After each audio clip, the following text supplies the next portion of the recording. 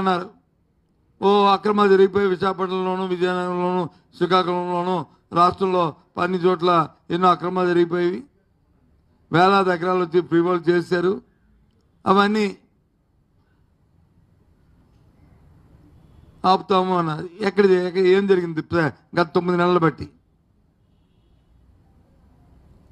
చెప్పండి. ఇకపోతే విద్యారంగం మీద ఒకరోజు వచ్చి 13 లక్షల మంది పిల్లలు తగ్గిపోయారు, ఒకరోజు వచ్చి 5 లక్షల మంది తగ్గిపోయారు, ఒకరోజు వచ్చి స్కూళ్ళు మూసేశారు అని చెప్పారు.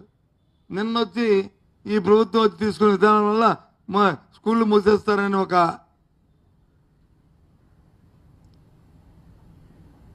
తల్లిదండ్రుల నుంచి అలాగే అధ్యాపకుల నుంచి రాగానే ఒక స్కూల్ కూడా మేమని తిరిగి వాళ్ళే స్టేట్మెంట్ ఇస్తున్నారు. గత ప్రభుత్వంలో ఈ రాష్ట్రంలో ఏ ఒక్క స్కూల్ అయినా మూసారు ఈ ఊర్లో అని చెప్పి ఓ ప్రకటించమండి, ఊరి పేర్లు ఇమ్మనండి. లే అది చెప్పే ధైర్యం చేయరు, ఎందుకంటే లేదు కాబట్టి. ప్రభుత్వం మారిన ప్రభుత్వాలు వాళ్ళ విధానాలు ఉంటాయి.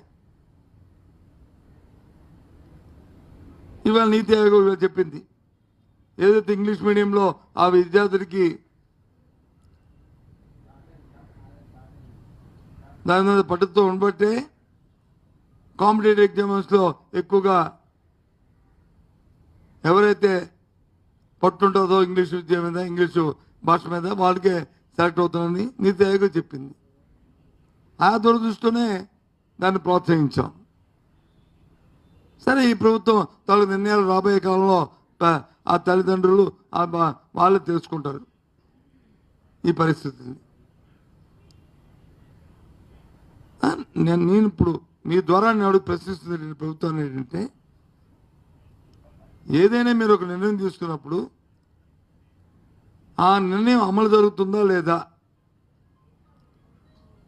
ఆ నిర్ణయానికి ఏమైనా ఒక టైం బౌండ్ ఉందా లేదా, ఒక కార్యక్రమం ఉందా లేదా,